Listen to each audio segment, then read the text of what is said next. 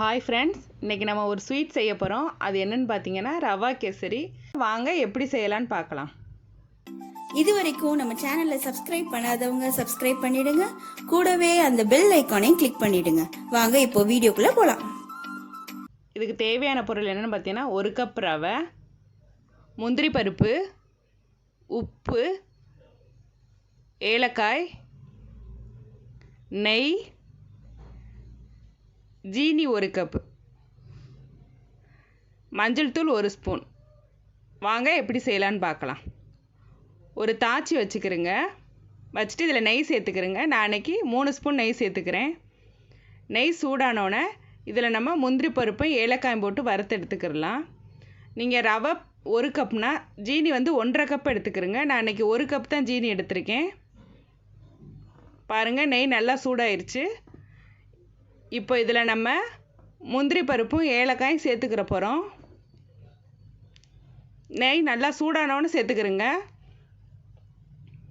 முந்திரி பருப்பு, இப்போ ஏலக்காய் ரெண்டையும் சேர்த்துட்டு நல்லா பொன்னிறமாக வறுத்து விடுங்க. இந்த ஏலக்காய் பார்த்திங்கன்னா வறுத்துட்டு நம்ம வந்து இது நச்சு எடுத்துக்கிட்டோம்னா நல்லா பவுட்ரு மாட்டம் இருக்கும். நல்லா வறுத்துக்கிறேங்க பொன்னிறமாக ஆகிறதுட்டிக்கும். பாருங்கள், நம்மளோட இது முந்திரி பருப்புலாம் கலர் மாதிரி நல்லா வருது பாருங்கள். இப்போ இதை எடுத்துக்கிடலாம். நம்ம எடுத்து ஒரு பாத்திரத்தில் மாற்றி வச்சுக்கிறோங்க. அடுத்து இதே நெய்யில் நம்ம ரவை வறுத்துக்கிடலாம். ரவையை இன்றைக்கி நம்ம வறுத்து தான் செய்ய போகிறோம். இது நல்லா வறுத்து எடுத்துக்கிடலாம். சிம்லேயே வச்சு வறுத்துக்கிடலாம் ரவையை. ரவை வந்து நல்லா கலர் மாதிரி பொன்னிறமாக வரணும். நல்லா வறுத்து எடுத்துக்கிறேங்க.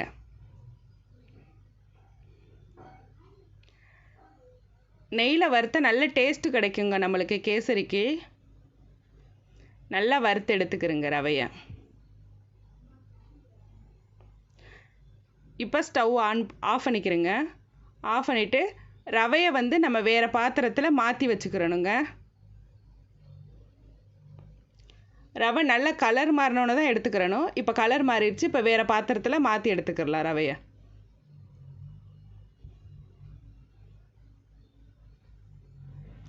ரவை வந்து லைட்டாக ஆறணுங்க. சூட்டோடு செஞ்சோம்னா நம்மளுக்கு கட்டிப்படும். இப்போ தண்ணி ஊற்றிக்கிடலாம். இன்றைக்கி கேசரிக்கு வந்து 1 கப் ரவைனா நான் 5 கப் தண்ணி எடுத்திருக்கேன். தண்ணி நல்லா கொதிச்சு வரையில் இதில் வந்து லைட்டாக உப்பு சேர்த்துக்கிறேன்னு. உப்பு சேர்த்தா தான் இதுக்கு வந்து நம்ம இனிப்பு தூக்கி கொடுக்கும் நம்மளுக்கு. இதில் லைட்டாக ஒரு அரை உப்பு போட்டுக்கிறேங்க. இதுக்கு உப்பு சேர்த்துக்கிறேங்க லைட்டாக. இன்றைக்கி நம்ம வந்து கேசரி பவுட்ரு சேர்க்க போகிறதில்ல, அதுக்கு பதிலாக நம்ம மஞ்சள் தூள் சேர்க்க போகிறோம். ஏன்னா கேசரி பவுட்ரு வந்து அவ்வளோ நல்லது கிடையாது. அதனால் நீங்கள் மஞ்சள் தூள் சேர்த்துக்கிறீங்க. மஞ்சள் தூள் பார்த்திங்கன்னா அந்த வாடெல்லாம் நம்மளுக்கு வராது, நல்லா இருக்குங்க. நீங்கள் ட்ரை பண்ணி பாருங்கள். மஞ்சள் தூள் இல்லைன்னா குங்குமப்பூ கூட சுடுதண்ணியில் லைட்டாக சூடாக இருக்கிற தண்ணியில் குங்குமப்பூ போட்டிங்கன்னா நம்மளுக்கு கலர் மாறும். அது கூட நம்ம சேர்த்துக்கிறலாம். ஆனால் கேசரி பவுட்ரு எவ்வளோக்கு எவ்வளோ குறைக்க முடியுமோ அவ்வளோக்கு எவ்வளோ குறைச்சிக்கிறோங்க. இப்போ பாருங்கள், நம்ம தண்ணிலாம் நல்லா கொதிச்சு வந்துருச்சு. இப்போ நம்ம இதில் ரவையை சேர்த்துக்கிறலாம். மெதுவாக சேர்த்துக்கிறோங்க. சேர்த்துட்டு நல்லா இதை கிளறி விடணுங்க. இல்லைன்னா கட்டியாக வந்துடும் நம்மளோட கேசரி. சேர்த்துட்டு நல்லா கிளறி விட்டுக்கிறோங்க. சிம்லே வச்சு எல்லாம் பண்ணுங்க. சிம்மில் வச்சு நல்லா கிளறி விட்டுக்கிறோங்க. பாருங்கள், இப்படி நல்லா கிளறி விட்டுக்கிறோங்க. நம்மளோட தண்ணிலாம் இறுகி வருது பாருங்கள். கேசரிலாம் நல்லா இறுகி வருது பாருங்கள். தண்ணி வற்றி பாருங்கள், நல்லா இறுகி வந்துருச்சு நம்மளோட ரவைலாம். பாருங்கள், நல்லா கிண்டிக்கிட்டே இருங்க. கட்டிப்படாமல் கிண்டிக்கிட்டே இருங்க. சிம்லே வச்சு செய்யுங்க. பாருங்கள், இந்த இதில் நம்ம இப்போ வந்து ஜீனி சேர்த்துக்கிறோனுங்க. அந்த தாச்சியில் ஒட்டாமல் இருக்கணும். அப்போ தான் நம்ம ஜீனி சேர்த்துக்கிறணும். பாருங்கள், தெரியுதா உங்களுக்கு? தாச்சிலெல்லாம் ஒட்டலை பாருங்கள். ஒட்டாமல் இருக்கணும். ஒட்டாமல் இருக்கல தான் நம்ம ஜீனி சேர்த்துக்கிறணும். இப்போ நம்ம ஜீனி சேர்த்துக்கிறலாம். நான் இன்றைக்கி 1 கப் ஜீனி தான் எடுத்திருக்கேன். உங்களுக்கு இனிப்பு ஜாஸ்தியாக வேணும்னா நீங்கள் இன்னும் அரை கப் கூட சேர்த்துக்கிறலாம் ஜீனி. ஜீனி சேர்த்தா மெல்ட் ஆகி வருங்க. பாருங்கள், நம்மளோட கேசரி எவ்வளோ அழகாக வருதுன்னு பாருங்கள். நல்லா அந்த ஓரத்துலலாம் கொதி வருது பாருங்கள். நல்ல டேஸ்ட்டாக இருக்கும் இந்த கேசரி. நீங்கள் ட்ரை பண்ணி பாருங்கள் கண்டிப்பாக. இப்போ நம்ம ஏலக்காய் பொடி சேர்த்துக்கலாம் இதில். அந்த வறுத்து எடுத்தோம்ல ஏலக்காய், அதை நம்ம ஒரு இதில் வந்து இடித்து எடுத்துக்கிறோங்க. வறுத்து இடித்தாதாங்க நல்லா பவுட்ரு மாட்டம் வரும். சேர்த்துட்டு இதை நல்லா கிளறி விட்டுக்கிறோங்க. இப்போ நம்ம கேசரி வந்து நல்லா வந்திருக்குன்னு எப்படி பார்க்குறதுன்னா, அந்த தாச்சியில் நம்மளுக்கு ஒட்டாமல் வரணுங்க.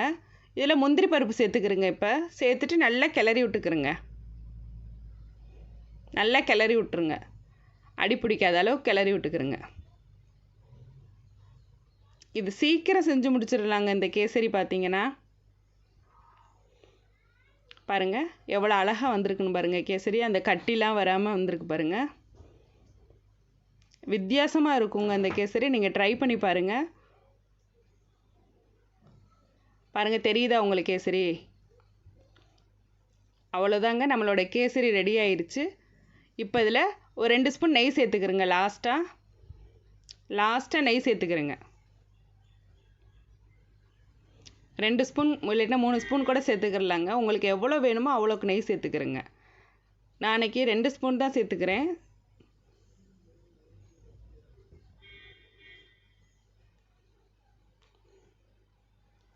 அவ்வளோதாங்க, நம்மளோட கேசரி ரெடி ஆயிருச்சு. எங்கள் சேனல் பிடிச்சிருந்துச்சுன்னா லைக் பண்ணுங்கள், ஷேர் பண்ணுங்கள், சப்ஸ்கிரைப் பண்ணுங்கள். தேங்க்யூ.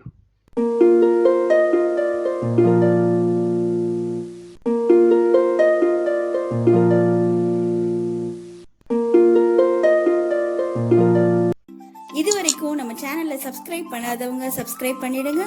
கூடவே அந்த பெல் ஐக்கானையும் கிளிக் பண்ணிடுங்க.